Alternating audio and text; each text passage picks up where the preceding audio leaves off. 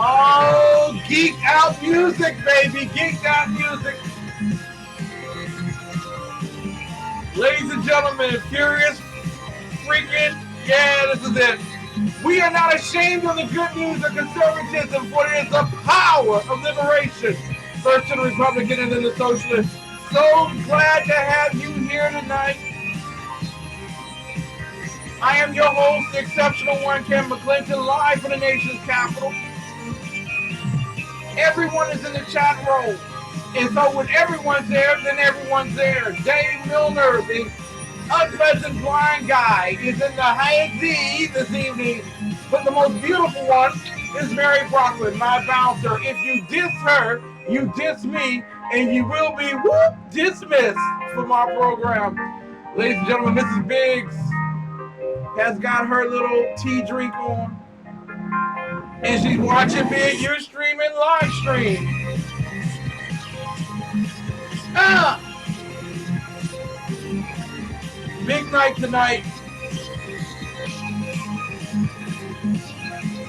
As always.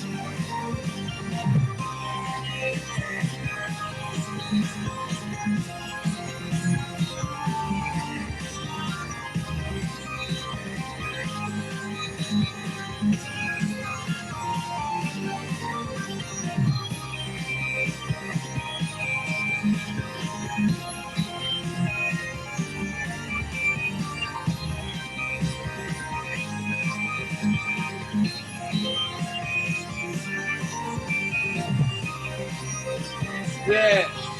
I'm loving this music, man. I'm telling you.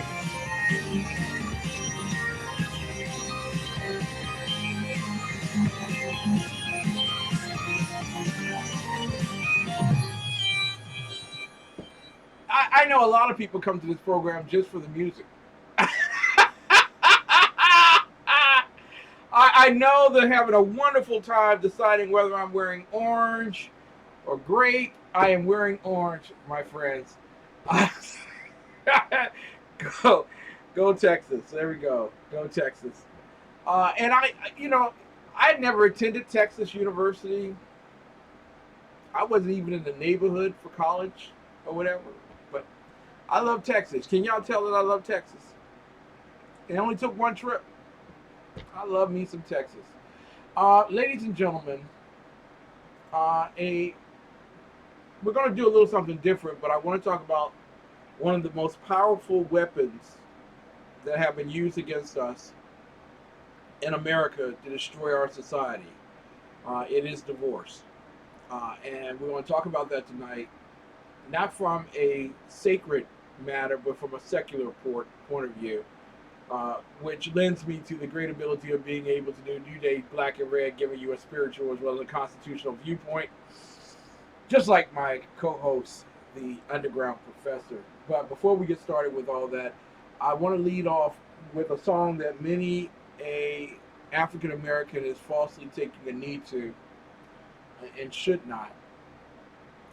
This is sung by a little girl named Jemiah Nash, Jemiah Simone Nash.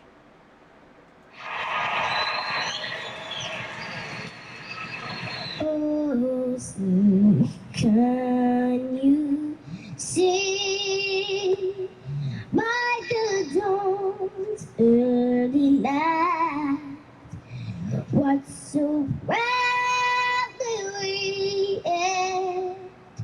at the twilight's last gleaming, whose broad stripes and bright stars through the perilous fight o'er the ramparts we walked were so gallantly streaming, and the rockets rattled out the bomb bursting in air, gave proof the night that the flag was still there. Oh, say does that star-spangled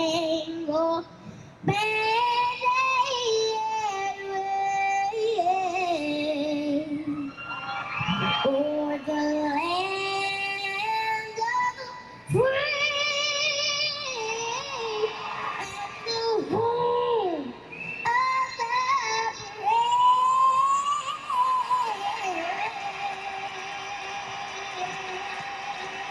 Jeremiah Savon Nash. Ladies and gentlemen, if you're so moved, would you join me in allowing the children to lead us in the Pledge of Allegiance? For those of you who will be following along at home, we have it in writing. Easy for people to understand. But here we go. Lead us away, kids. Place your parents. Ready, begin. Allegiance to the flag of the United States of America and to the republic for which it stands, one nation, under God, indivisible, with liberty and justice for all.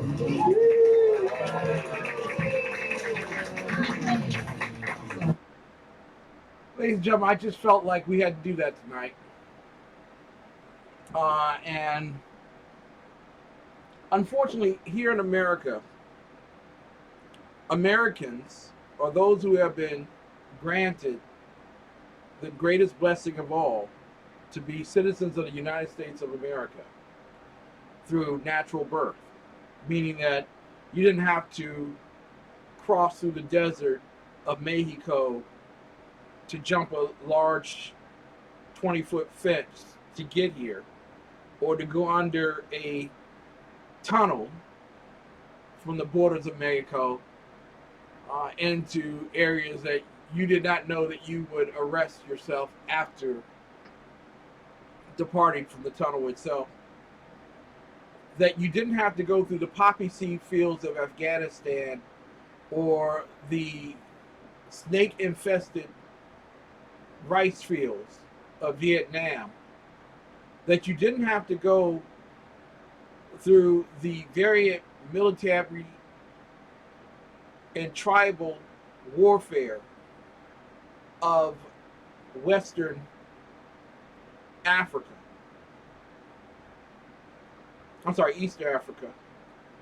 And even with West Africa, you didn't even have to come through the diseased areas of West Africa.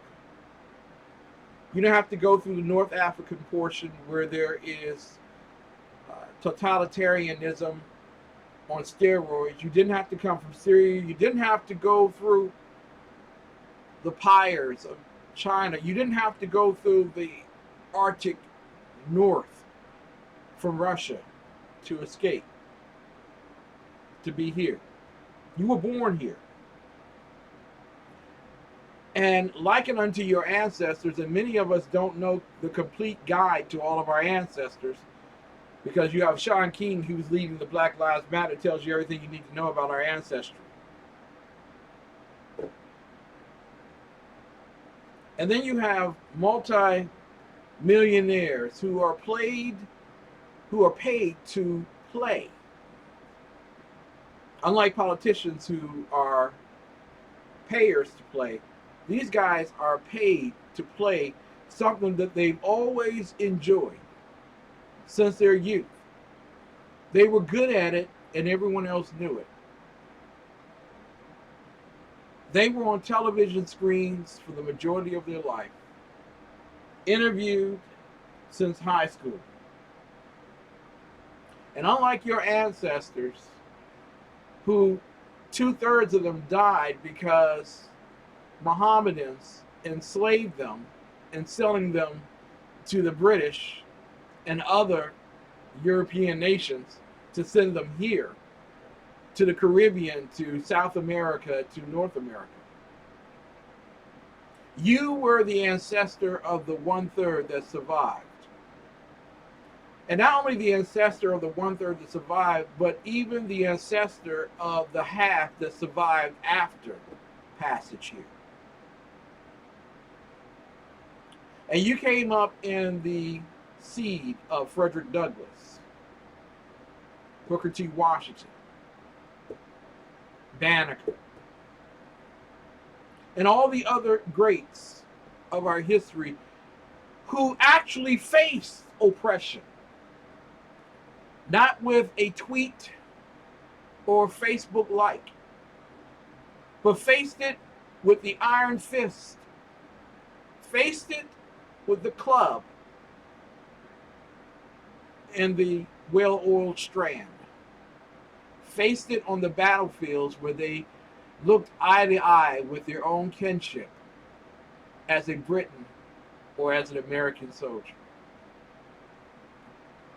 From the Revolutionary War to the invasion of Iraq, we have been a part of all of that. So when you look at the video of a row of teenage boys being led by their misguided, miscreant-oriented head coach to take a knee, it saddens me. They don't understand that their ancestors, not even the most latent ancestors, but the more prescient ones, have died on battlefields, who have taken it on the chin. The same ones that they may have cussed out in the classroom for trying to teach them something that they did not know in the first place, they take a knee, not knowing that that teacher was the first teacher to graduate from the university that she graduated from with a master's degree, representing her race. Not understanding that the father that they diss at home because all he does all day is be a janitor is home when they get home. When 80% of our population today in urban America can't find a daddy, even when they look for one. When the greatest nation in the history of mankind allows a president who was voted upon by black and white, Jew and Gentile, Hispanic and Asian, and all others to represent this nation, even though he apologizes for what he believes it is. He doesn't hear that fired shot in Boston that took the life of the first patriot of America, who happened to be a black man. Ladies and gentlemen, sometimes I just feel kind of patriotic. Sometimes I just feel blessed. Blessed beyond what I can even ask or think. I'm blessed because in this country, where I'm not shot and killed for what I believe, although I can be fired from my job as a priest and king.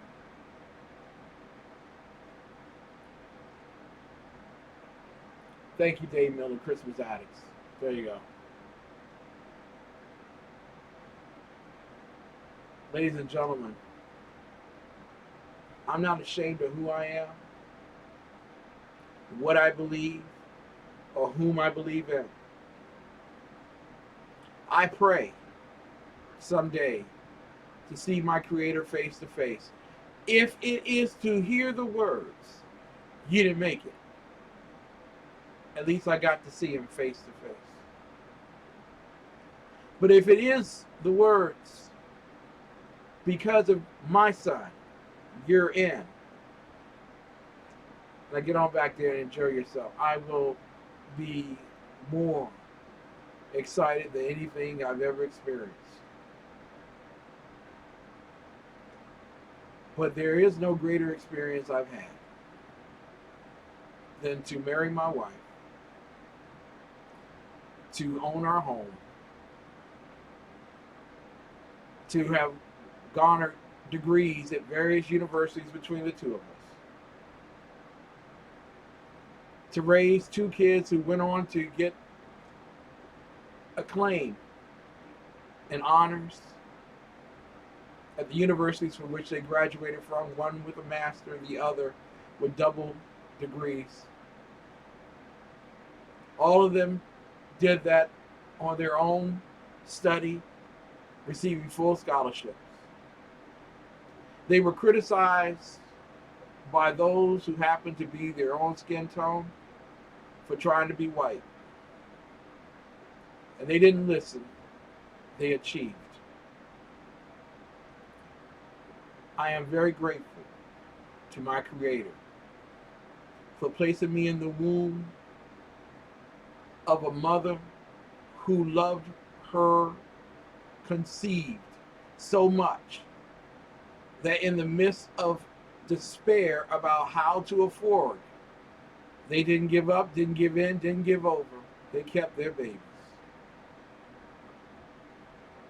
My father, who stayed and raised us, and for whom we celebrated a 55th marriage anniversary in August.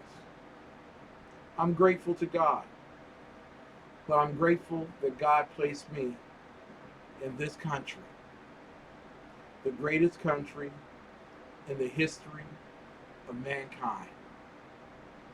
Not perfect, but one that seeks perfection. Not secular, but made sacred because of our bond through Christ Jesus. When we return, I want to talk with you about divorce and how it's crippling our country. And that's something that the politicians can't do anything about, but truly what we can. Thank you so much for tuning in and listening to the most exceptional conservative show in the world. So exceptional that we called it that. It is the Exceptional Conservative Show, live from the nation's capital. We'll be right back. Now, Brownells, we know you may have only one shot to harvest that trophy, so we have thousands of accessories and replacement parts to improve your chances. We know how much you love to shoot, so our gunsmiths articles and videos will help you do more and get more out of your guns. We also value your hard work and money.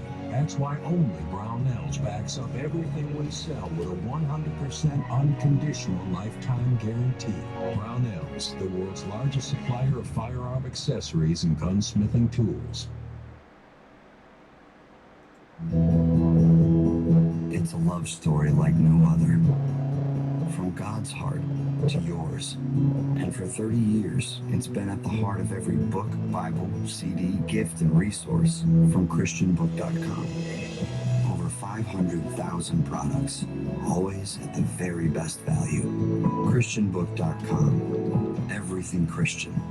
Because it's our story too.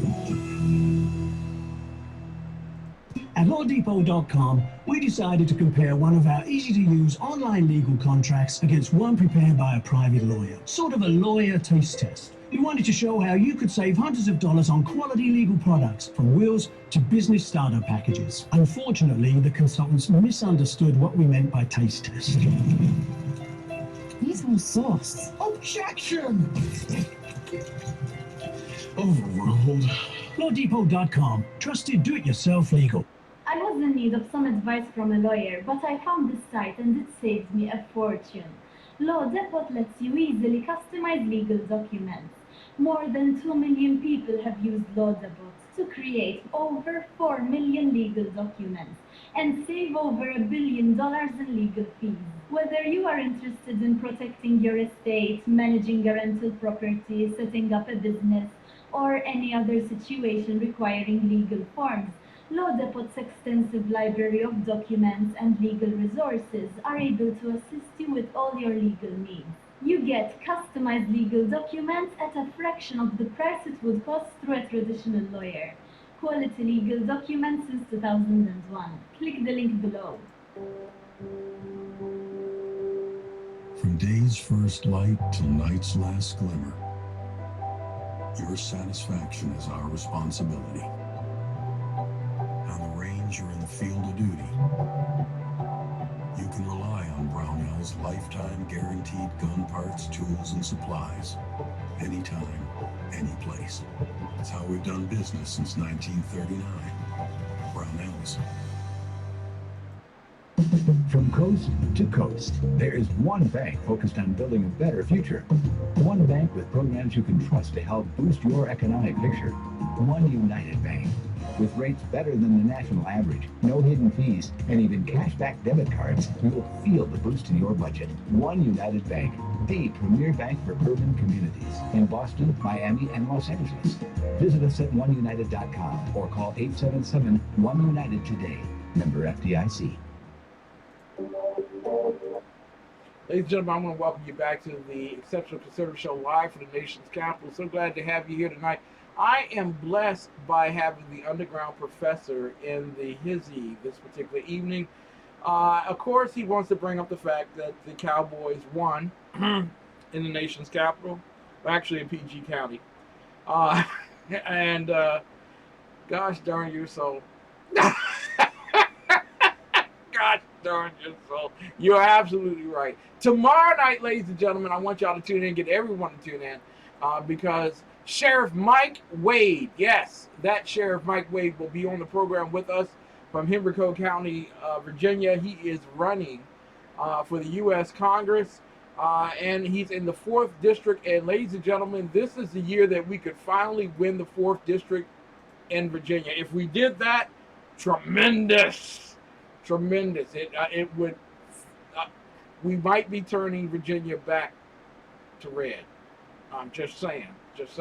So he'll be here tomorrow night. Join us. I want to play this clip for you. Hopefully you've heard it before, seen it before. I hope you like it. Meet Mrs. Smith. Have you been a bad boy? Have you violated international law?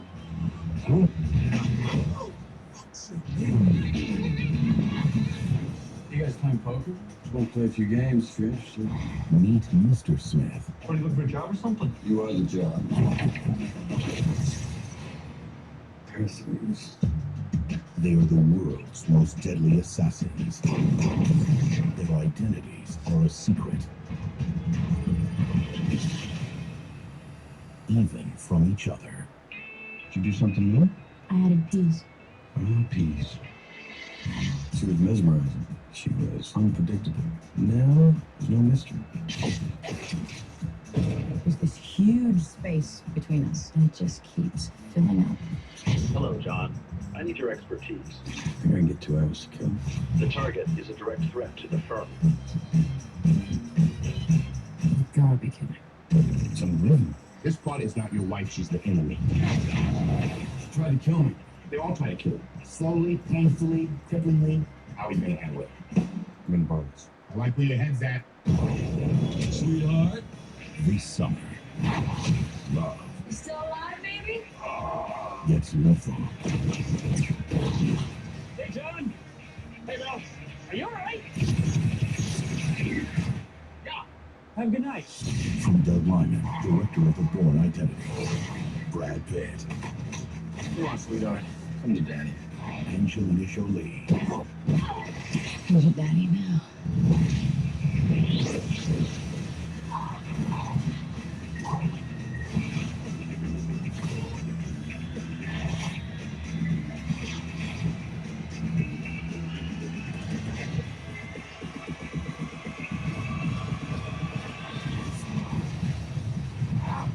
Mr. and Mrs. Smith.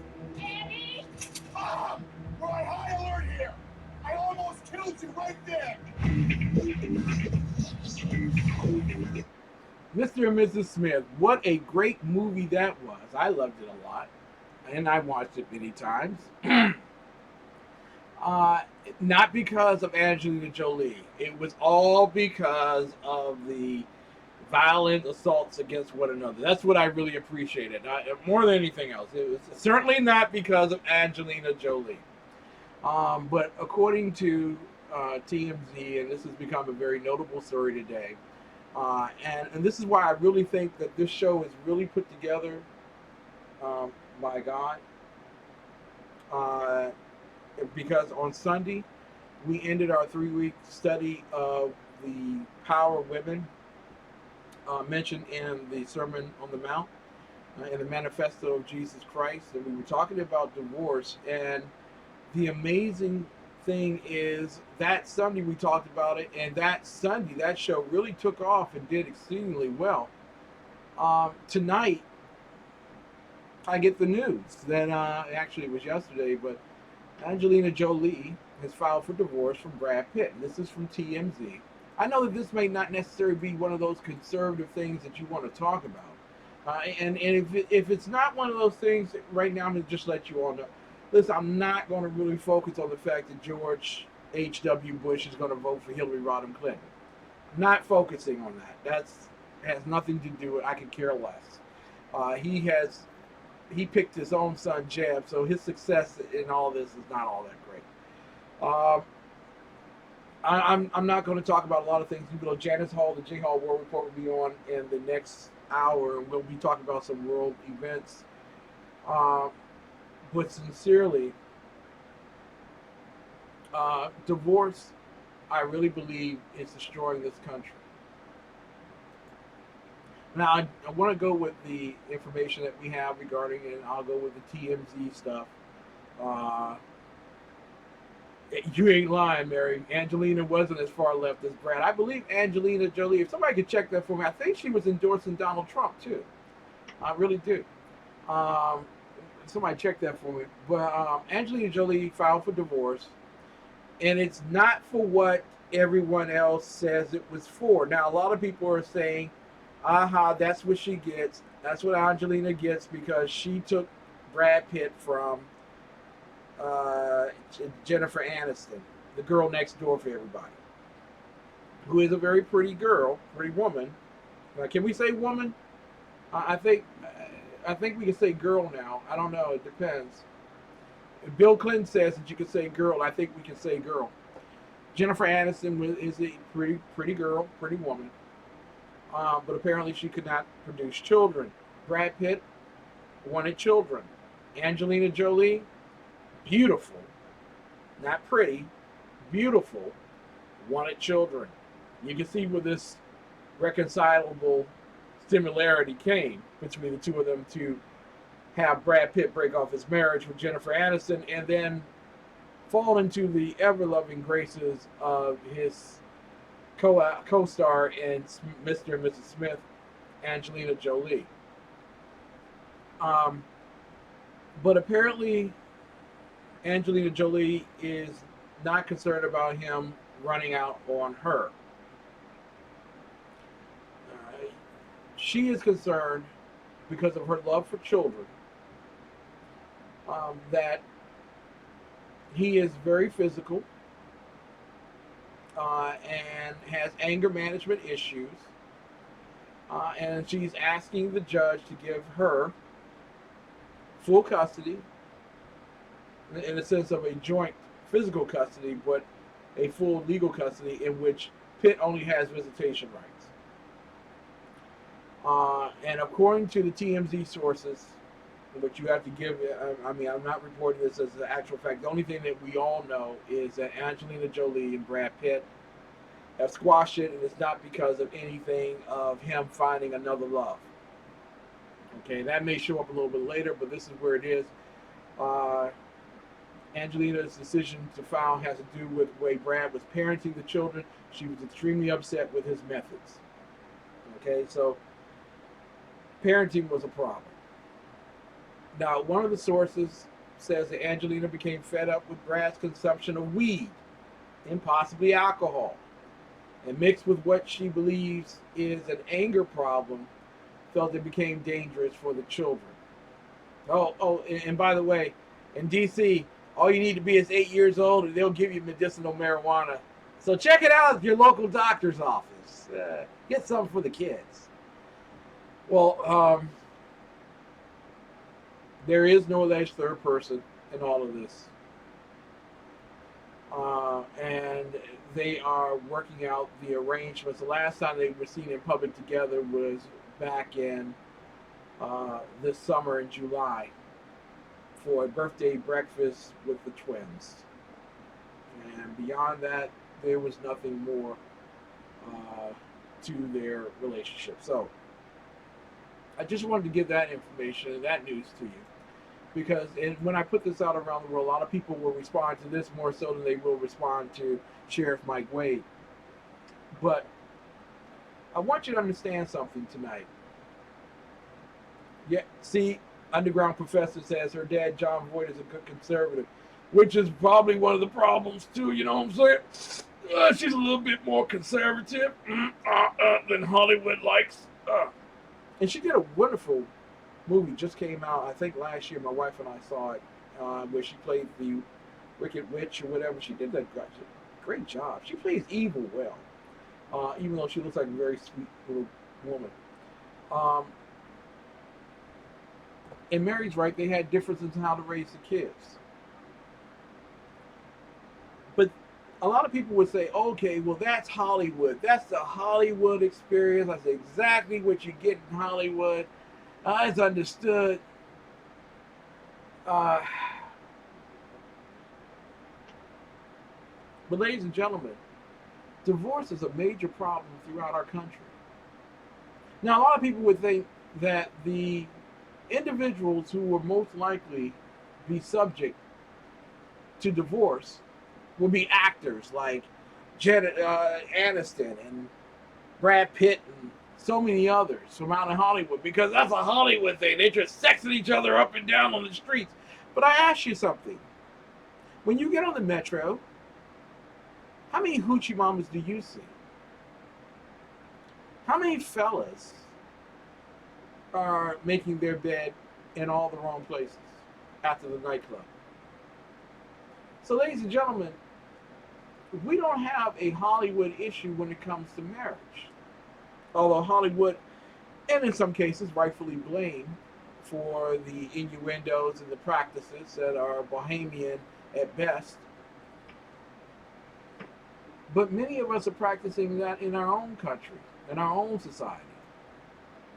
I want to go over with you the top 10 occupations in which you know divorce rate is very high. And this is out of 100 marriages. 100 marriages. The number 10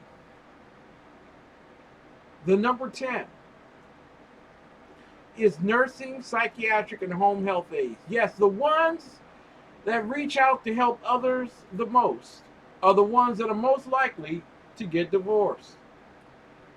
28.95%, yeah, of those who are in the nursing, psychiatric, and home health aid area get divorced. Number 9, those who work in textile mills, drawing out machine setters, operators, and tenders. The manufacturing, that's what we want. We want more manufacturing jobs. Yeah, that's what. 29.2% of those get divorced. 02%, forgive me. Yeah, your number, please. Anyone? The emergency dial number is. Yes. The next group would be telephone operators. Mr. Telephone Man? 29.3% of those get divorced. And we might be coming close to where you're working. Food and tobacco roasting, baking, and drying machine operators. So that lady that's on that commercial where she's making that cereal, she's more likely than you to get divorced. 29.78% get divorced. Gaming service workers. Yes, they're getting ready to open up the MGM Grand out here at PG County at the harbor, National Harbor. Well, you might want to thank your government for helping you get divorced, because 31.34% of those people that will be working out at that particular place will end up in divorce. Roll them! Snake eyes! The next group will actually be glass makers. Check that one out. Glass makers and machinists. Yeah, we want to make those manufacturing jobs come back any day now. 32.74% of those get divorced. And oh my goodness, gaming cage workers. Gaming cage workers. You thought the lions were tough. It's the husbands and wives that are in that are tougher. 34.66%. Okay, now we're down to the final three. You will never believe this. Absolutely. Because you've been on those cruises. You drove to the nice hotels just for this. Massage therapists. 38.22% of those individuals end up divorced. There you go. Massage therapists. What's the next group? Bartenders. Those who hear all of your tales, who are there for 5 in the evening, pouring you the little something to 2 in the early morning, trying to get you up so you get in that YouTube or Lyft car or wherever, Uber or whatever, the cab, whatever, get you out. 38.43% of their marriages end in divorce. But they're not the top ones. The top occupation by which you are guaranteed to be divorced happens to be dancers and choreographers. Dancers and choreographers. Get that. 43% of those get divorced. It's not easy chasing the rainbow. And so you might be asking yourself, well, all marriages, you can easily get a divorce for a whole lot of stuff. Yeah, that's true. That's very true. But let me explain to you that there is a certain tier of people that find it difficult to get divorced. Let me give you the bottom 10. The 10 groups that are most unlikely to get divorced. You thought cutting the wood was dangerous, but actually it keeps a marriage together. Conservation scientists and foresters, 7.4%. 7.4%. Now, next group. Nuclear engineers. Nuclear engineers. Ladies, stop waiting around at the Marine Corps base. Go down to the Annapolis and wait for the sub to come in, because the nuclear engineer is only likely to get divorced 7 out of 100 marriages. 7.29 in fact. That's good living, people. Oh, here's a good relationship to have. Especially if you're wearing high heels. By the time you reach age 50, you're going to need this guy. Podiatrist. That's right, Dave. Don't hate on the nerds. 6.81% get divorced. They are less likely to get divorced than the other groups. Let us go down to the next group. Sales engineers. Wow. People who are in sales, well, they've already acted all day long. They can be real with you when they come home. 6.61% of sales engineers. Directors of religious activities and education. You want to have a good marriage? Marry a teacher. There you go. Only 5.88% of them actually ever divorce. There you go. Out of 100. The next group. Find a good man of God. Hallelujah. That's why they wear all those tight skirts and everything in church on Sunday and sit up front with the dress that stops at their heels. We'll say heels. We'll go there. More like their hips. Yes, ladies and gentlemen, the clergy, pastors, divorce only 5.61% of the time. You'll notice, and what's that? Wouldn't it seem, everyone says, wouldn't it seem logical that more liberals are divorced than conservatives? It seems that way. But as we go down these professions, which one do you think you will find more conservatives in? Transit and railroad police. 5 out of 100 ever get divorced.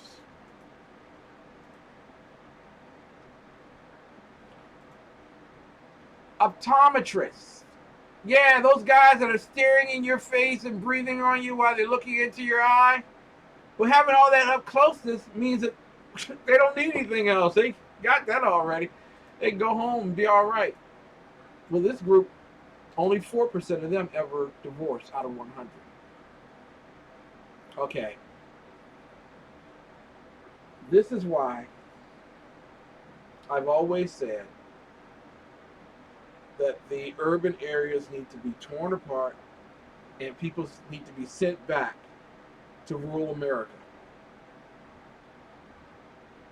Because we didn't have people with ADHD, we didn't have people who were superfied, drunk, and prostituting in rural America.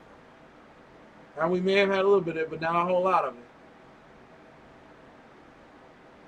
The groups, and there are two, where you are less likely to get divorced. Agricultural engineers, people on the farms. People on the farms. I'm happy with my life. The sun rises in the morning, it sets in the afternoon. The cows go to the top of the hill, then to the river, and then they come on back. Things are ordinary, they're normal, this is a practice, and you work hard all day long. You're too tired to want to be with anyone else. Only 1.78 of agricultural engineers out of 100 get divorced. Thank you, Dave. Love to the farmers. Let's find the group, and this is why my wife loves me. The group that is less likely to be divorced. Nah, that might be a little problem with this number here, but media. 0 likelihood of us getting divorced. Why? Because we're living off the agricultural engineer who's stable. So ain't work too hard to fool around. Thank you, Mary. What I'm saying to you is this, ladies and gentlemen, that we've been told a lot of crap about occupations. And the simple matter is, you will find that those individuals who take on sometimes the jobs that, like television, video, and so on, those types of jobs, electrical power lines, so on, financial planning, all those public relations, the further up you get in this particular group shows you the likelihood of you being divorced. So what role does your occupation have? Well, many of us are tied to a consumer economy in which we have to make more than everybody else. But the truth of the matter is, those relationships that seem to be the most boring are the ones that stay together. The greater the stress you feel, and the greater the stress the other person feels, the less likely you are to hang together if you don't work these particular things out. We're going to take a quick break. When we come back, I want to get into the real nitty-gritty. Not just your occupation, okay? And I know a lot of people talk about Navy SEALs have a divorce rate of 90-95%. That's not true. It's much, much lower than that. It's much, much lower than being a dancer or a choreographer, okay? I'll tell you that. But when I come back, I want to talk with you about the fact that marriage is more important to keep together in order for our nation to stay jailed together. You'll also find in marriage more conservative individuals.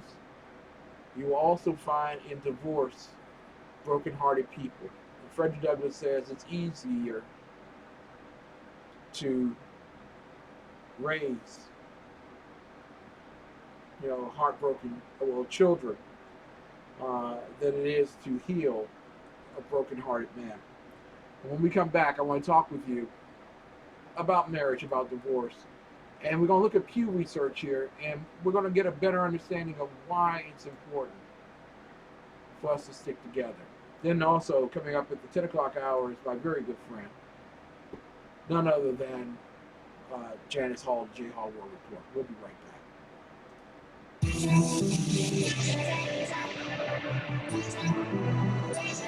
Hey everybody, it's Kristen. I'm here to review women's spirits made by dogs. I love these shoes. I am an FM sufferer, so finding shoes that don't make my feet hurt is very tough. These don't make my feet hurt. I've tried Pumas, I've tried Nikes. Nikes are pretty good. Pumas I can't wear. They hurt my feet too much. I mean, it's to the point to where my feet hurt so bad to where I can't even walk. So I was so happy whenever I was contacted to review the new dogs. I love these dogs. I love these things. My feet don't hurt when I wear them. They got the holes in them to keep my feet cool. They got massaging bumpies inside. Feels like you're walking on little things of foam. I mean, like, it's just awesome. I just love it. The heel is a deep well down in your heel, and it protects, it's a shock absorber. So if you're running in them or jumping in them, like if you're on a chair and you have to jump in them, it absorbs the shock. What else? And then it's a higher thing back here for your heel. So it's like a really high thing that protects your ankle from when you're running, so there's no injuries, so it doesn't cause injuries. It's Velcro, so it's very easy to tighten your shoe, so whenever you're running, your shoe won't fall off when you're trying to run. I love these shoes, and I hope you guys really appreciate this review, and there will be pictures at the end, like always.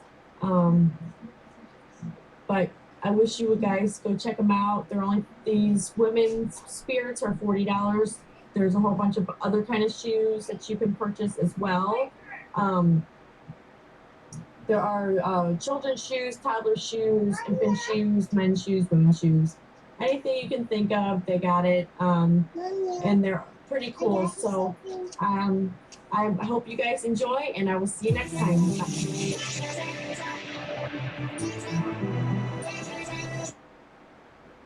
Hi, my name is Christopher Arnold. I'm the executive chef of Refugee Restaurant, and today I'm gonna walk you through some of the meals that we prepare here.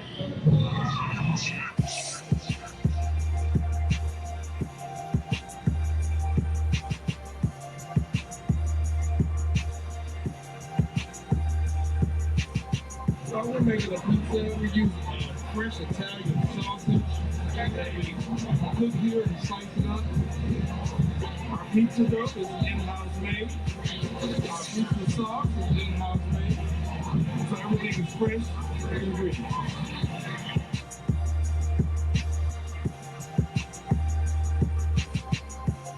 This is our Thai curry chicken. The sauce is made with coconut milk and the Thai red curry. It is juicy chicken thighs as well as some mixed vegetables, served with jasmine rice and pita bread.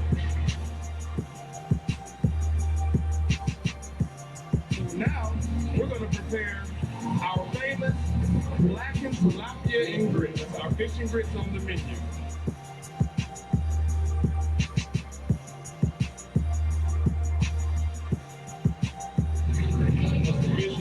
And our meal will be complete.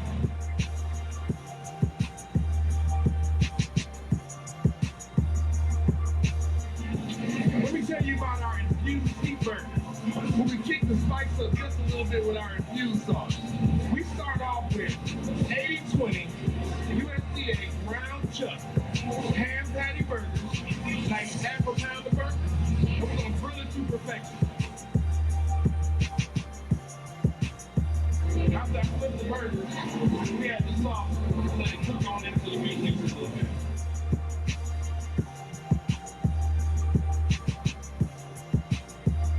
We're going to add a little bit of pepper jack cheese to this burger. Spice it up a bit.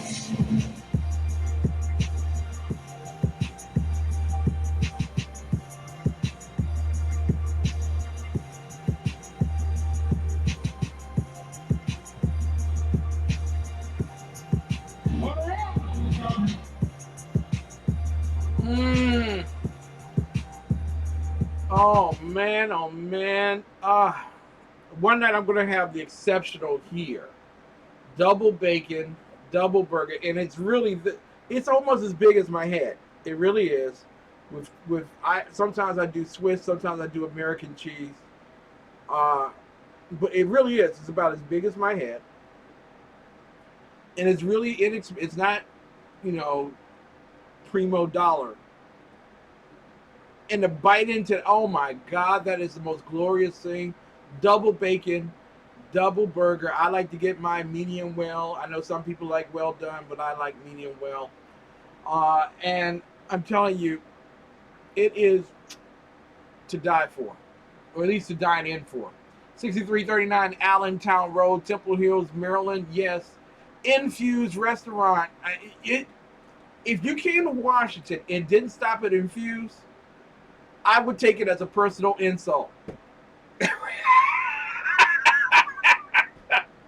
Ladies and gentlemen, so glad to have you back with the Exceptional Conservative Show. I want to also thank the great people at Red Nation Rising for carrying us at 2 o'clock in the morning and replay. I want to also thank my wonderful friends at High Plains Pundit Media, where Jane does all the work and Dan gets all the credit. Love you, Dan. And also Sackheads Radio, Sackhead Sean, Sackhead Clint, Free Sacco, and also the Blue Rating Zeppelin. Just a wonderful Sacramento experience. Left Coast conservatism. You will never forget it. Ladies and gentlemen, we're live on all those things, and also you stream the live stream, so if you ever want to go back and take a look. Before we pick this up in the last quarter of our program, this is what Dr. Patrick Fagan wrote back in 2001. And it's just as good as it is today. He said, although America has invested $8.4 trillion in social programs since the war on poverty began in the 1960s, and that's probably tripled since then. Just joking. Doubled. Welfare dependency, juvenile crime, child abuse, school underachievement, drug abuse, suicide among children, and many other problems have increased.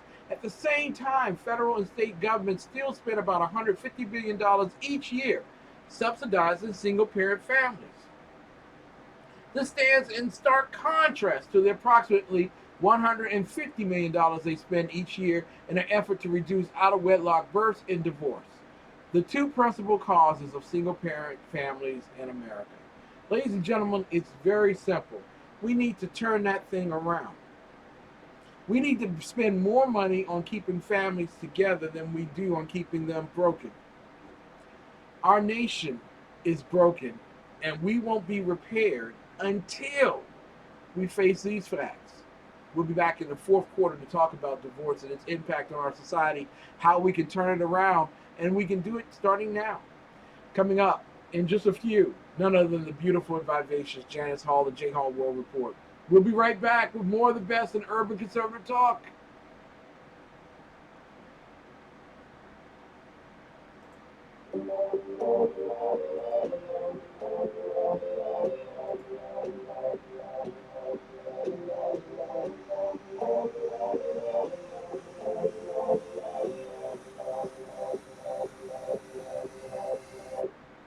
Well, welcome to Freedom Fest 2015. I think this is the best Freedom Fest we've ever put together. Freedom Fest is truly international. There's people from all over the world that come to Freedom Fest, not just to talk, but also to participate in dialogue, participate in the panels, to participate in the audience. So hold your breath, lock your seatbelts. I hope you're at your Wheaties today.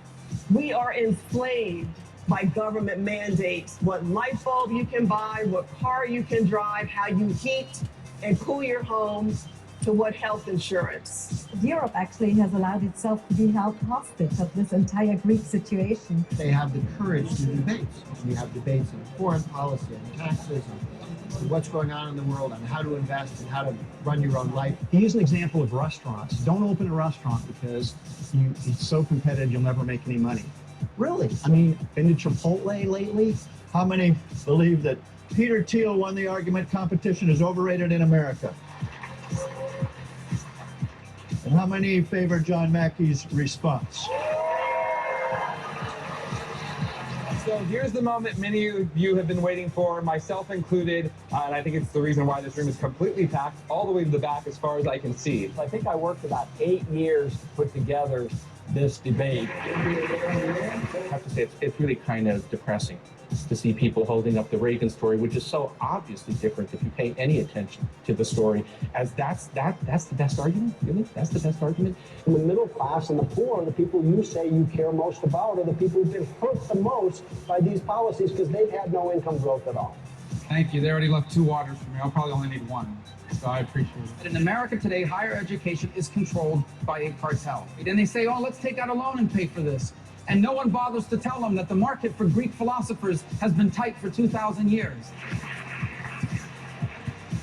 So in terms of its 2 major policy objectives, stable prices and a stable economy, the Fed has clearly failed. And if the Federal Reserve actually did the right thing, the market would crash. Every country in the world has a lower corporate tax rate than us. Can we fix that?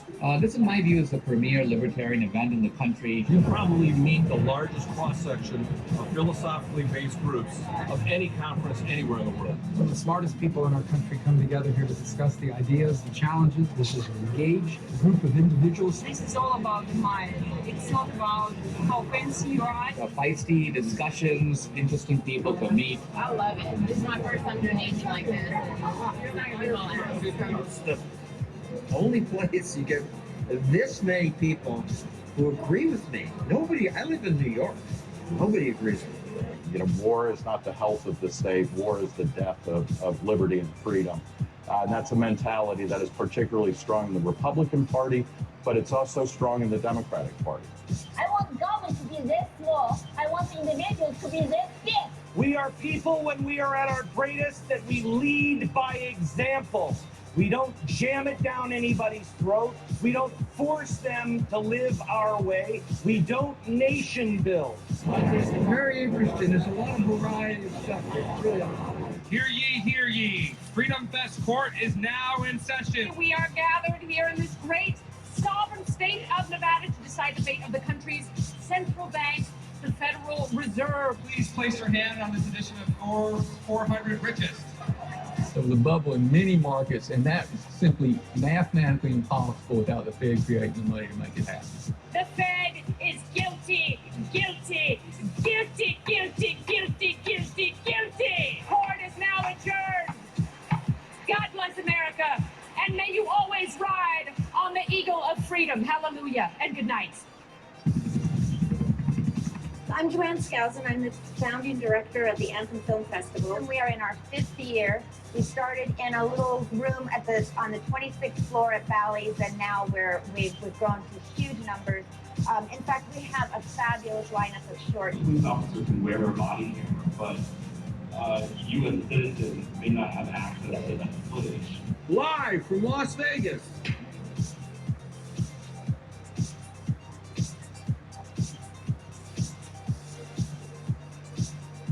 We recognize that Freedom Fest is a big tent. Well, I happen to like Rand Paul. I really do. By the way, in some cases, they'll build a new hospital for $1.5 billion. You could build 7 hospitals, 10 hospitals for that if you knew what you were doing. We had almost 300 speakers. Without a doubt, our most successful Freedom Fest ever. I just adore the experience. It's like a saturation of the senses, a saturation of the mind. I learned so much. I come home with way too many books. I adore Freedom Fest. I'm definitely going to be back next year.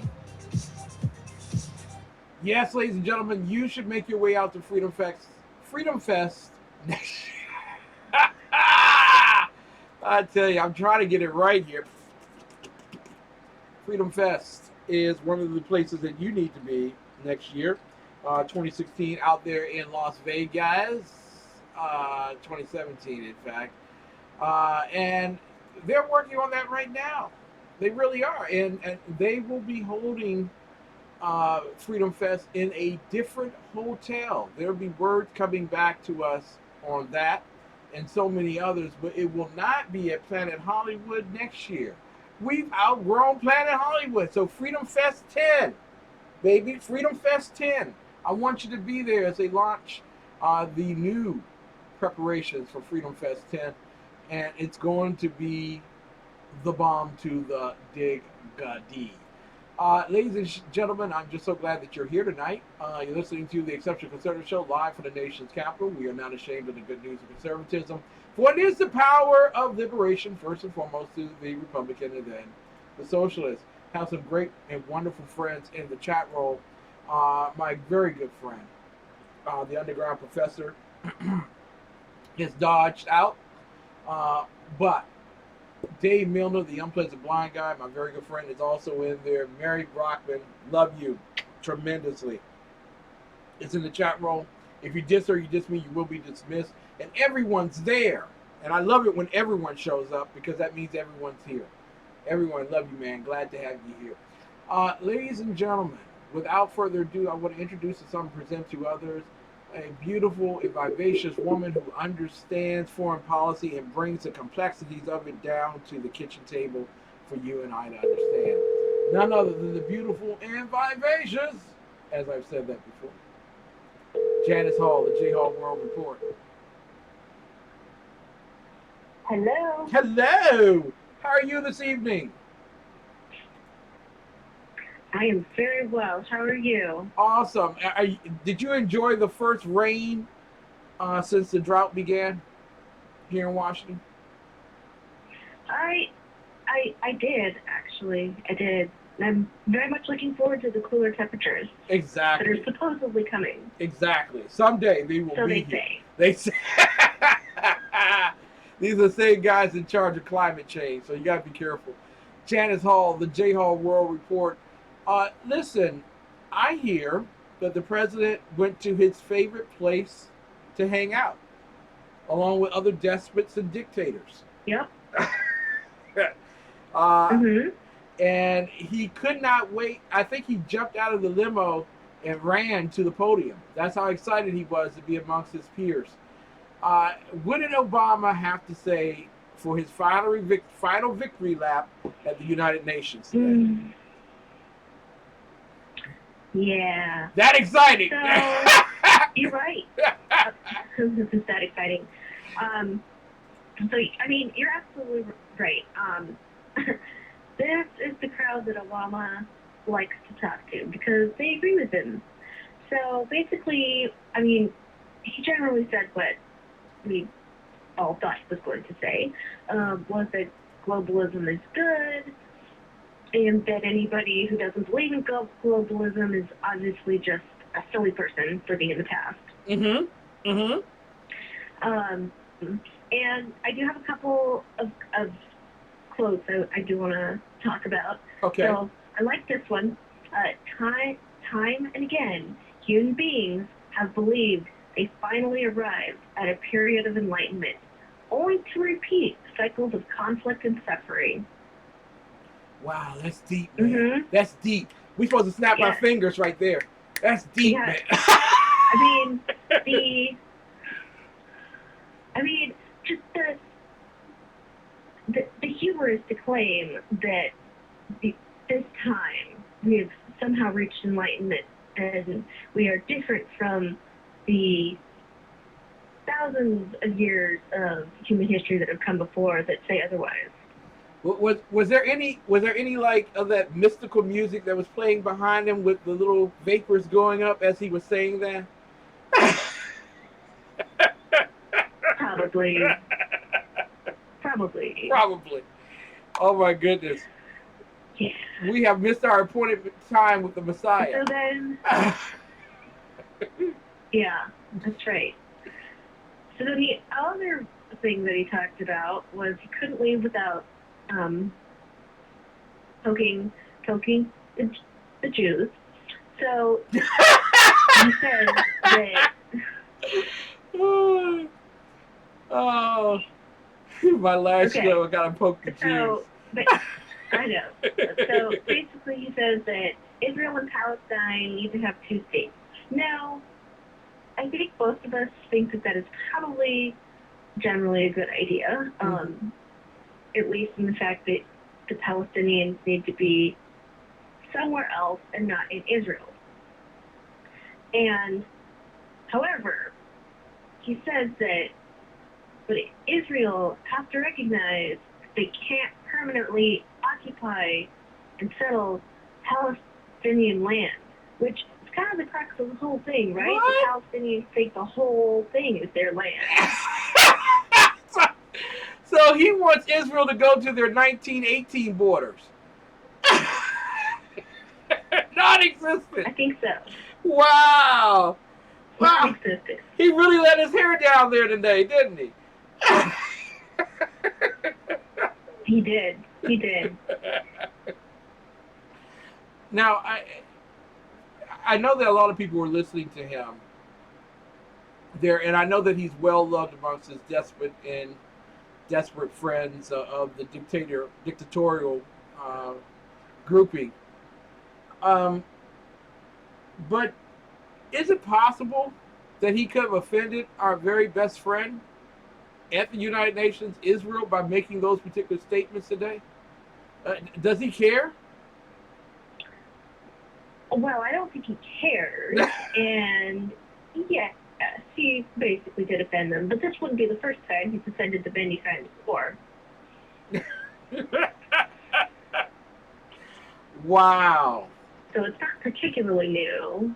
But, he's going to take his final UN speech and really wants everybody to know what he thinks of Israel. Wow, that's really petty. I'm glad he saved it for the last speech. Just want to talk with you real quick because I know that he made a certain dig at Donald Trump today while he was making his speech. And I don't know why, as President of the United States, speaking to world leaders, you need to talk about somebody that's going to actually take your place next year. Don't know why. But he made the reference to the fact that you don't have to build walls. Has he ever heard of China? Has he ever heard of, the Hungary? They're all building walls. Why can't we build a wall? I don't think so. Yeah. I mean, we've all heard the saying, good fences make good neighbors. Yes, they do. Yeah. They do. Well, because Obama thinks, like what he was saying with globalization being, essentially the Eden, it's supposed to be an Eden. And so obviously you can have borders in that, you can have walls in that world. Mm-hmm. But who decided that globalization was something that we all wanted? Yeah. Like, where did that even come from? I'm happy being an American. The Brits seem to be happy being British. Yes. I don't understand why we all have to give that up to become citizens of the world. Exactly. And why do we need to be citizens of the world? I would be happy with that. It's like, why do we need to be citizens? I'm happy being an American citizen. I love this country. It's the best country in all of the world. Why do we have to be citizens of the world? I don't know, because that's what we're supposed to do. He's lecturing us again. Oh. He's telling us what we should want. Oh, I'm sorry. I am just so very sorry that I didn't catch the first class in the first year that he was in office. Yeah. We're talking with Janis Hall, the J Hall World Report, ladies and gentlemen, and we've been talking about Barack Hussein Obama making his last trip to the Roman Assembly. I'm sorry, to the United Nations, and basically telling Israel that it could go to heck. Am I being overly abundant with that reference there? I think he's throwing the middle fingers at Israel on the way out. Take this. I don't know. No, I think that's that's pretty accurate. And I mean, like I was saying, it's generally par for the course. He has not been a friend to Israel his entire time in office. Mm-hmm. So I don't know why he would ever start now. So Mhm. of course, he Wow. must clearly point out Wow. that they're the problem in the Middle East. If it wasn't for Israel, the Middle East would be fine. I just want to talk with you real quick about another world leader who might be sniffling this particular evening. Might just be having a certain migraine headache. Her name, along the lines, because I spoke about Angelina Jolie earlier this evening. Well, let's go with another Angela Merkel. Yes. How's Angela Merkel Angela doing? Merkel. Yes. How's she doing this evening? She's not happy. She's not happy. So, just recently, you know, how we talked about the German elections and her party doing not particularly very well, and the Alternative for Germany party doing pretty decently. That has happened again in another round of elections, this time in Berlin. And so Merkel has, it seems, finally realized that perhaps this open borders, all refugees come here policy might not have been the greatest idea. Mm-hmm. And I have another quote here that I just thought was just so wonderful. She says, "If I could, I would turn back time for many, many years to prepare better." So, am I interpreting? I mean, to me, that says what I did wasn't wrong. It was how I did it. I should have just prepared better to have all these people come into my country. Oh my God! Is that what she's trying to say here? That's how it reads to me. Oops! Oh my God! Now, we have to let everybody know that there are 16 principal districts that make up Germany. And at one time, I think she was in charge of, or had rulership, not rulership, but all the provinces virtually supported Angela Merkel. Maybe one or two, but today, after yesterday's elections, there are only 6 that are behind her out of the 16. This does not look good.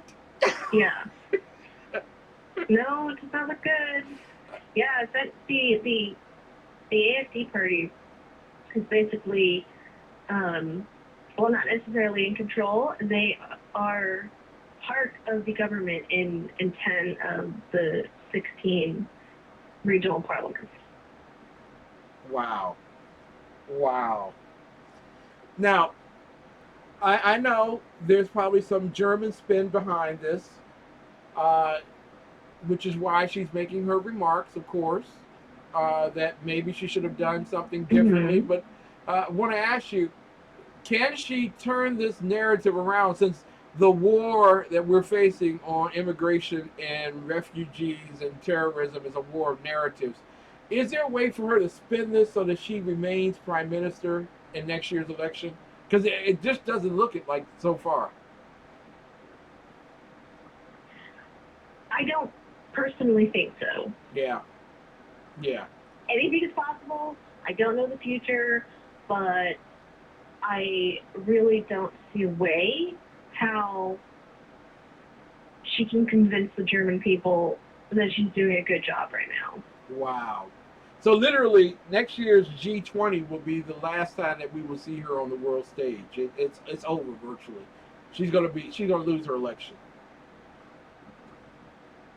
I would imagine so. Will the Germans put up a wall? Will they throw out those individuals or give them to Turkey or something? What's going to happen with those refugees or citizens of the world? Well, that's a very good question. So right now, we continue with the status quo. Mm-hmm. And if she loses power, which we think that will likely happen. I imagine that there will be there'll probably be somewhat of a change in policy with the refugee situation. However, I'm doubtful that any government can really essentially move that many refugees out of their country.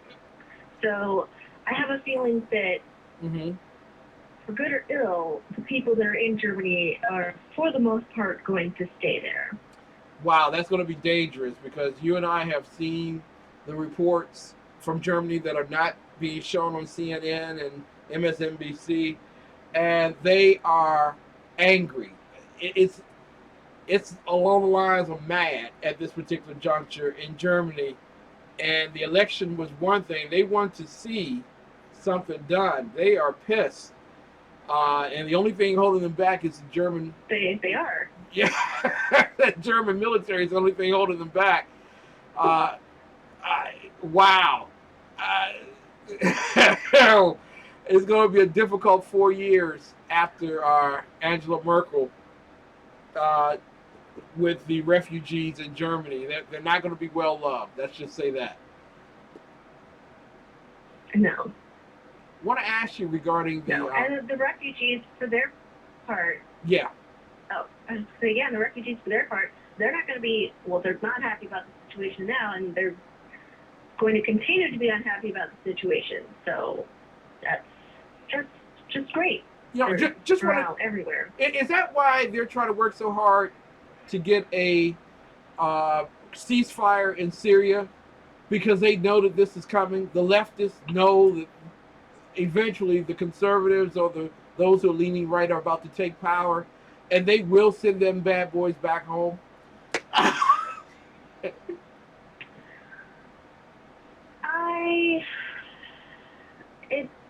It's possible. Yeah. I think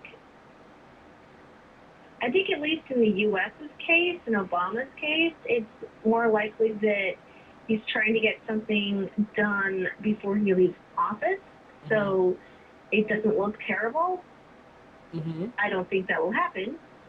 And as we all know, the ceasefire lasted hardly very long at all. Yeah. And the UN convoy of aid that was going in was attacked. So, oh man, I'm sorry. I'm supposed to be very, very sincere, and I should be weeping right about here. But you and I both. Who would send an envoy in that early? They haven't. They took 5 minutes off from killing one another. That's about it. Why would you send in a convoy? Why are we blaming the Russians here? Well, besides the fact that they did it, but yes. So, good point. Very good point. They perhaps should have waited to see what the status was going to be and if the ceasefire could be held for perhaps more than a few hours. Oh, I am so sorry. Definitely, everybody seems to be blaming everybody else. Yes! Naturally. Yes! Yeah. It's nobody's fault. It's the other person's It's the other country's fault, yeah. It's the other person's fault. So, I would probably bet it was the Russians, so that's my... Yeah. That's where I put my money. Yeah, they were... Could be the Syrian government, but... Yeah. But they were wrong to do it. But, well, we can tell it seems like it was an airstrike, so that would imply it was Russian. Yeah, it was definitely Russian. They did it. Shouldn't have done it. But the bottom line is, why would you send them? Who's in charge here? That? Woo! All right. There was a fire in Camp Lesbos, the original home for lesbians. Camp Lesbos in Greece. What was that all about? Yeah, so, more on the refugees. there was last night a fire that I think just started around, I think I remember about 60% of a refugee camp on the Greek island of Lesbos. And it's still slightly unclear about how exactly this happened, though the rumors are that there had been discontent in the camp about whispers of mass deportations, and I think there's just general sense of anger and frustration. The camp is definitely overcrowded, which is a problem on many Greek islands, not just this one camp. And it sounds like, from what I've heard, that there was some argument, going on, and that just sort of went crazy, and a fire ensued. So Ferguson broke out on that Greek island. Ferguson broke out. So I'm sure that everyone is now, I'm sure everyone now is feeling so much happier about the situation. No. It's just going to get worse. Now, is it time? Okay, you're stuck on that island. You know that you're not going to go to the mainland. They're not going to let you on the mainland. Isn't it time to go back home? I'm just saying. You're not going to Greece mainland. You'll be on that island for the rest of your years. And quite frankly, they want you to stay there. And now you all are burning down the place. It's just time to go back home. Fight your own battles. And we'll deal with you all later. Sitting like an envoy. I personally think that is what should be happening. At the very least, I would hope that these people would move to a region or a country where they could potentially integrate better than what will probably happen in Europe. But that's, it's not the case. They don't want to go to Europe. They want to go to Germany and Sweden and the UK. And they seem very determined. Wow. And planning to wait it out. Even though when they get there, they're just frustrated and upset at the conditions and what's being done to them. Exactly. Because you already have, out of the Brexit situation with Theresa May and the rest of them, they really don't want any more refugees.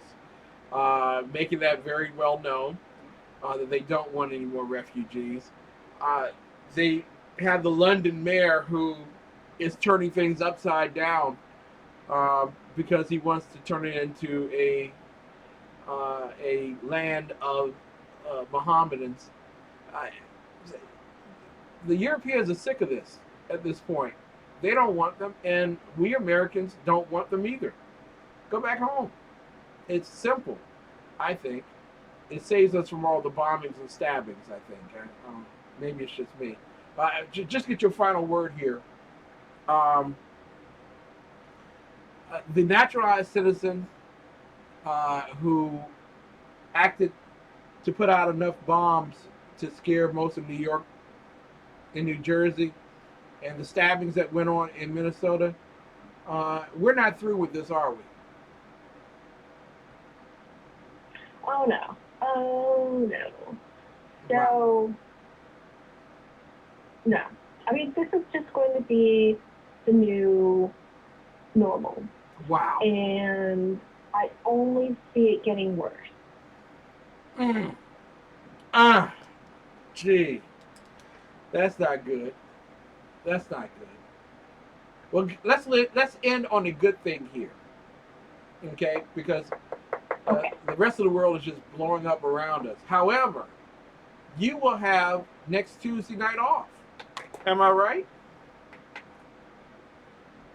That is true. All right. That is true. Yeah. You will be resting outside and enjoying yourself, of course, while you watch the debate. See, that's the way to do it. So congratulations to you. Enjoy your time off. It should be interesting. Really? The debate? The debate, it could be very interesting, or it could be very boring. I have too high hopes. I'm hoping for fireworks, and that may not happen. Will she show but up? I can hope for fireworks. Will she show up on an IV? Possibly. Possibly. Our first. I mean, if she shows up, which is somewhat of a concern, generally, because it's not like she's out there campaigning these days. Yeah, she's been off the campaign trail for about 4 or 5 days now. People have noticed. If she doesn't show up for this first one, will Donald Trump do the next two? Will he just say, forget about it? I want to be president. I'm not doing any debates. It's possible. I think she likely will show up. But, we'll have to see how she's doing. I have doubts. Is she going to be the drugged up one that showed up on the airplane the other night talking about the bomb? That's possible.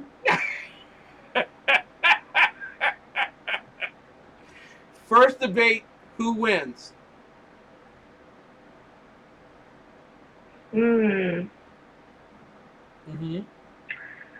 Well, Wow. So, I don't know, actually. I mean, I would probably say this is, if Trump doesn't mess up amazingly, then I think he will win. All right. However, it's also possible that he doesn't do well at all, and it's a horrible disaster for him, in which case Hillary showing up and speaking properly will be the winner. Wow. That was very diplomatic too. That was so all he has to do next Tuesday night is just say what he thinks, say it calmly, and don't really get into a real big discussion with her. Let her yell and scream at the high pitch that she has, and blame her for what happened in New York and New Jersey, and he wins virtually, right?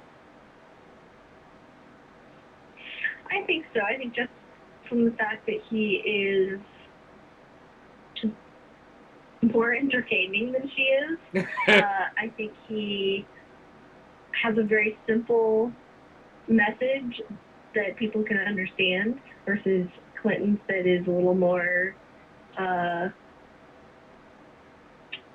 am I trying to say? More complex, I guess. But she did use a word that Hulk would use. She says we need to smash ISIS. So she's getting there. Hulk smash ISIS. She's getting there. I don't think it's fast enough, though. I don't think she's getting there fast enough. Not fast enough at all. Janis Hall, the J Hall World Report. We love you. Enjoy your time off. We look forward to you coming back and telling us your thoughts on the debate. That's if she shows up. Will do. Will do. Good night. God bless.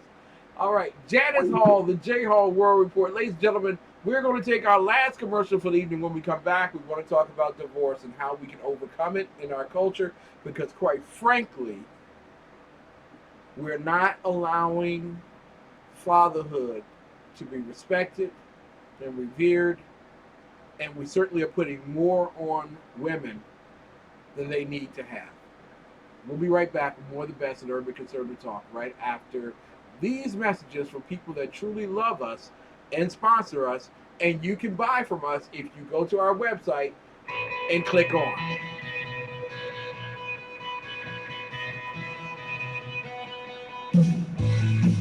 We have Kona coffee. We have 100% Kona coffee. You know, Kona Coffee is a wonderful place. In Hillcrest, there are many places that offer coffee, but Kona has some of the best quality coffee that I have consistently been able to receive. I actually used to work at Starbucks, and I don't like it. I love Kona compared to Starbucks, just because the Starbucks espresso is always a little burnt, and the Kona is really smooth. It's not over roasted. We roast it daily, so we can keep it so fresh. It's delicious. It's very creamy. I'm having a chai latte. Our Kona blend is amazing. It's a 35% Kona. This is a flavored one. They use like oil to flavor it, so you don't get like all that sugar if you're especially like if you're looking to be more healthy. It's amazing. I come every morning, then I have to work and get their acai bowl, and it's phenomenal. An acai bowl is a Brazilian berry. It's really healthy meal. Could be at breakfast, lunch, or dinner. Refreshing, and it comes with fresh bananas and strawberries and granola and coconut. They're amazing. It's better because they do know you. So if you walk in and you can have a conversation, unlike Starbucks, they're kind of whatever. They're always so friendly. They're always really nice. Even when you see them around the area, they always stop and say hi to you. They treat you like neighbors, which is really nice. 4 out of 5 doctors prefer Kona coffee.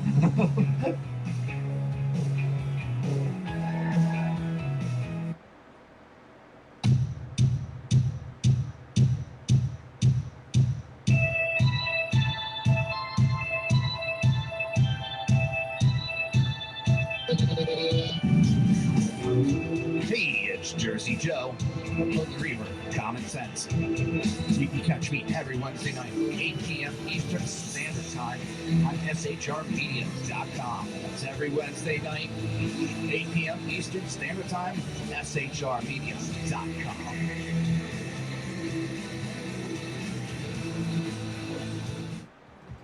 Now, Brownells, we know you may have only one shot to harvest that trophy, so we have thousands of accessories and replacement parts to improve your chances. We know how much you love to shoot, so our gunsmiths articles and videos will help you do more and get more out of your guns. We also value your hard work and money. That's why only Brownells backs up everything we sell with a 100% unconditional lifetime guarantee.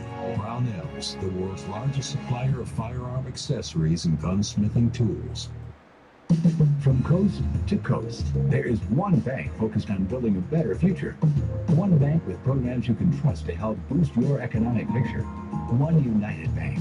With rates better than the national average, no hidden fees, and even cashback debit cards, you will feel the boost in your budget. One United Bank, the premier bank for urban communities in Boston, Miami, and Los Angeles.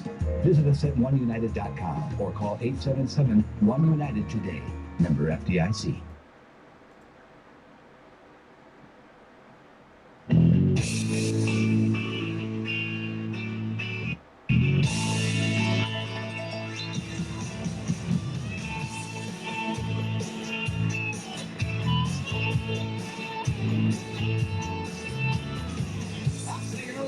Places I've been around the world. I've seen some pretty faces, been with some beautiful girls. After all I've witnessed, one thing still amazes me. Just like a miracle, you have to see to believe. God bless Texas with his own hand. There are angels from the promised land. Gave them a place where they could dance. If you want to see heaven, brother, here's your chance. I've been sent to spread the message. God bless Texas.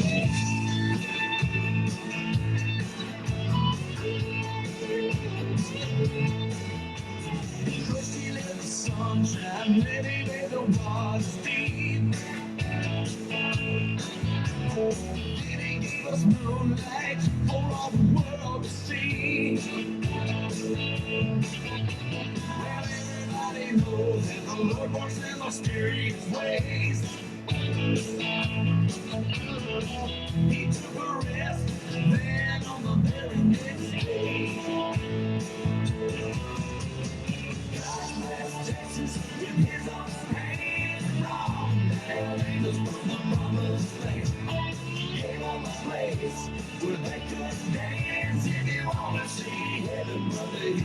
a chance. I've been sent to spread the message.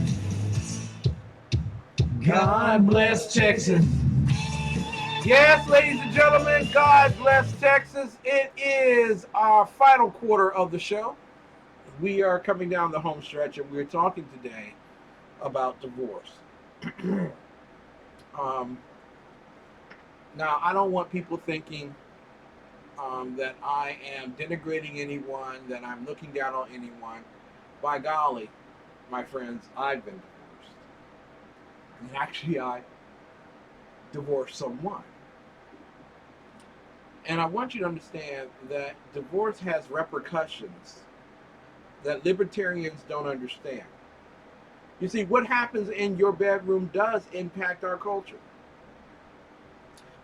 When a single woman goes to bed one night with the love of her life, who doesn't put a ring on her finger and tells her that she's his one and only, and she wakes up the next morning to make eggs for him, and he scrambles off to find someone new, the deposit that's left within her is still something that we're responsible for as a culture. Now, at one time, we were not responsible for it. It was the individual. She had to learn from mistakes. She get a job. Her family has to raise the baby. She gets married. Life goes on. And at one time, the court would be used to find the young man, and the young man would have to admit that he is, and he would pay the penalty for abandoning his own. But we have moved into a state now where birth certificates can be altered based on our lifestyle and not our actual creation and conception of child. And we have gotten to a point now where we believe that when a woman beds down with a man and rises with a baby, the baby doesn't belong to the family, it belongs to the state. We have to provide for the child care. We have to provide for the food stamps. We have to provide for health. We have to provide for. When we the people have to provide for, that's the state working on our behalf as our agent. And the state puts on sometimes some very onerous obligations to a young parent or however who doesn't have all of the commodities necessary to maintain their course of life. And in so being, while the taxpayer is providing the financial support for this individual, they're under the evil eye of the agent of the taxpayer called the state. So they can't discipline their children the way they would if they did not have state encumbrance. They could not send sometimes their child to the better school because that might be a latitude that goes beyond what's acceptable for the state. There might not be scholarship dollars or a charter school that can accept that particular child. And in some cases with special education, the only advocate that child has is their parent. There is no other advocate out there for them, for the child who has autism, for the child who has special needs, for the child who goes through 6 years of schooling thinking that he's an idiot, when really he's a genius but has some literacy skills that need to be addressed. Goes back on the state, on you and I, the taxpayer. And libertarians tell us that we shouldn't get involved with people's social issues, just the budget. Well, today's budgets are made up on mostly social issues. There are some issues that come from having children that happen to go through divorce. And I gave you the example of the one who beds down to have an unwedded child.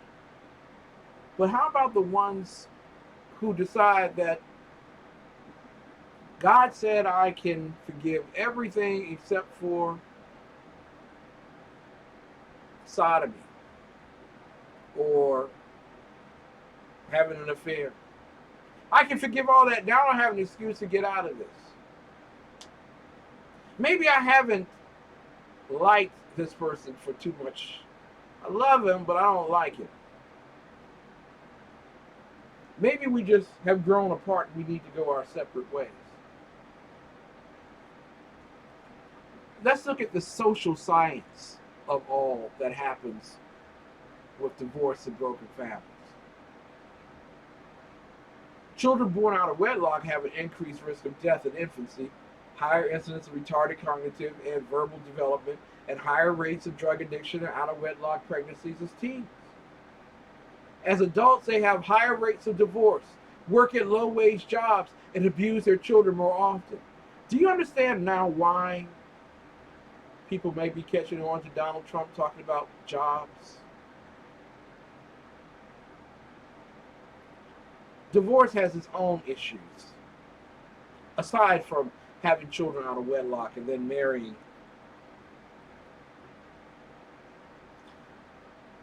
When someone divorces, there is an automatic depletion of their income. Automatic. You once had a household of 4 or 150,000 a year. Now you have a household of 3 making it on 50,000 a year. Huge increase in expenditures. Poverty becomes virtually the harbor that you are floating in. You have to cut out some things. Sometimes you might have to cut out that life insurance policy or the retirement plan just to keep your kids into a very good school, to afford to dress them, pay the bills on your own, lights and everything else. There is a decline of as much as 50%, causes substantial reductions in earnings capability and long-term wealth. You won't take that promotion because it takes you away from your 3 kids. If you had a husband, you would take that promotion because the both of you could settle out the schedule for everybody. Compared with children in intact families, children of divorced parents have a higher rate of crime and drug use, child abuse, and child neglect. They perform poorly on reading, spelling, and math tests, and repeat grades and drop out of high school and college more frequently. Tell me now, what part of any of what I've just said doesn't account somewhere in your budget, your state budget, your local budget, your federal budget? But we're not done yet. Children of divorced parents have higher incidence of behavioral, emotional, physical, and psychiatric problems, including depression, suicide, and identity crises. The child walking around thinking, I'm the reason why my parents broke up. I don't know what's going on in my head now. They also have an increased probability of divorce as adults and cohabit more frequently. Now, one social scientist has estimated that the burden alone on crime as a result of this social ill of divorce measures out to about $1 trillion annually. Can you imagine? Can you imagine? If families could stay together, if husband could stay together, if wife could work it out, and ladies, I mean, gentlemen, women don't need to hear that they're itches, because that will keep you in stitches. What they need to hear is that you love them. And that, listen, I know you're feeling insecure right now, but I'm here to tell you that I'm willing to listen. I'm willing to do what's necessary to make you feel secure. And ladies, he needs respect. No, if you fix him the biggest dinner after you cussed him out in public, it wouldn't feel this. Because he's already mad right here. It takes a long time. But imagine if you could work out your relationships. Maybe put on that scintillating outfit every once in a while that you caught him looking at someone else wearing. Maybe say to her the kind things that her pastor says to her that makes her feel so good. Maybe say those things. And when you do, watch how your marriage improves. Imagine if we could cut out just 25% of divorce. We would reduce that crime cost from $1 trillion to $750 billion. Imagine if we cut it out 75%. $1 trillion falls to $250 billion.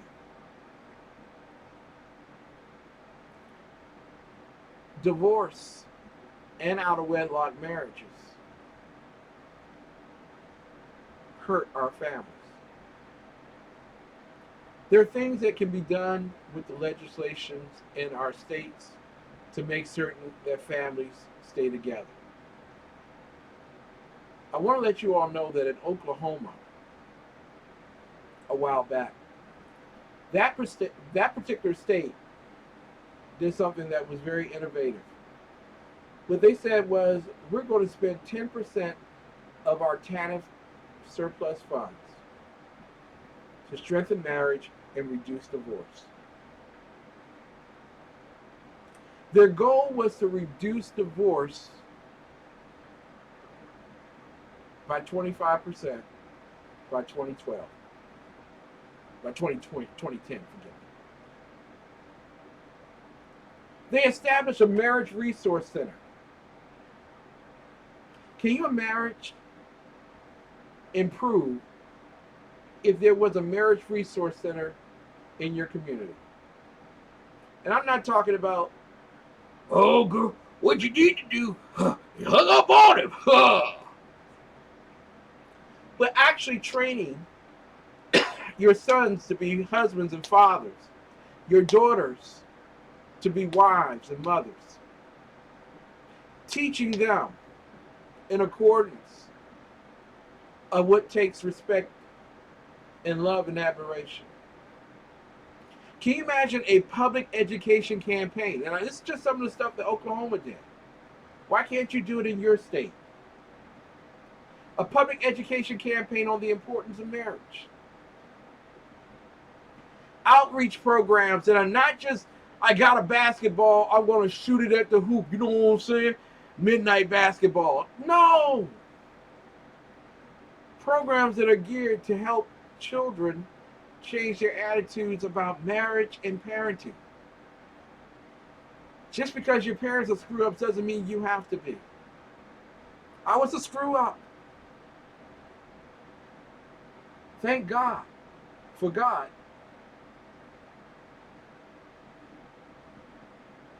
But some of these things helped in the process. An effort to promote community marriage policies. Wow. And develop community-based marriage strengthening programs with pastors, priests, and rabbis. Can you imagine those three groups coming together and saying, you know what? We're going to work together to make sure that all of our families stay together. Not stay in one place. I'm not talking staying, you keep your people over there, and I keep my people, and oh, I keep my people here. That's not what we're talking about. We're talking about keeping the family together no matter what circumstance of life comes their way. Funding a one-year scholar in residence chair at Oklahoma State University to be filled by a nationally respected expert on marriage. Statewide marriage conferences. Can you imagine Washington, D.C., if there was a southeast, a northeast, a southwest, a northwest conference on marriage and parenting? Can you imagine how much we could change? And I'm not talking about same-sex marriage because you know I talked about you about that on Sunday. Matthew 5. Clearly, Jesus was not talking about same-sex marriage. That's why we have problems that we have today. What I'm saying is real marriages between a husband and wife. Data gathering systems to document marriages and divorces in the state. And partnerships with faith-based and charity groups to strengthen families. What can you do when you bring families together and that they learn to love one another? In an age where there are fewer dads who are the sole breadwinners for their families, women are required to be out of the home more than ever. In fact, about 4 in 10, 41% say it is extremely important for a father to provide income for his children.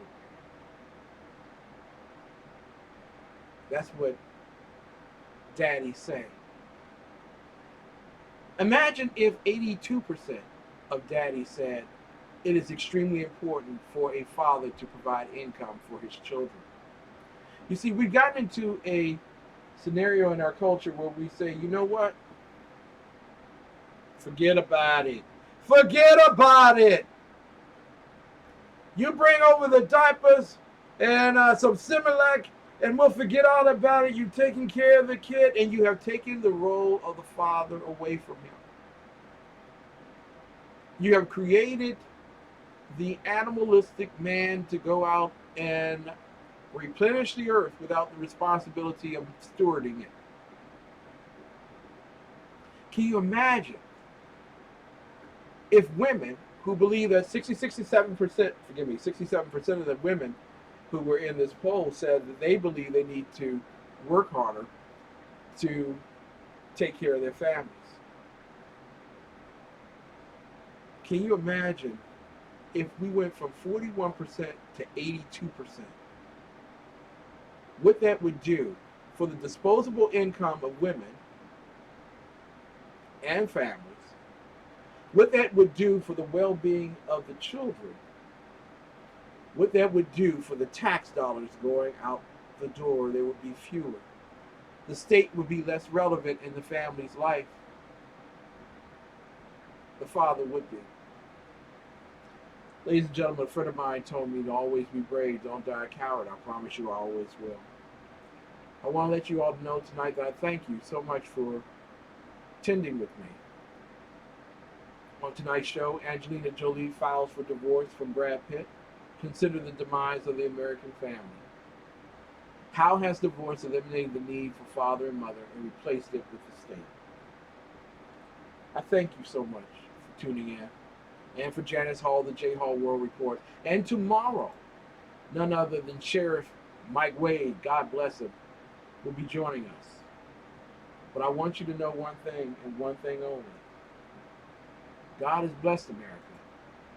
It's time for America to bless God. We'll see you tomorrow night.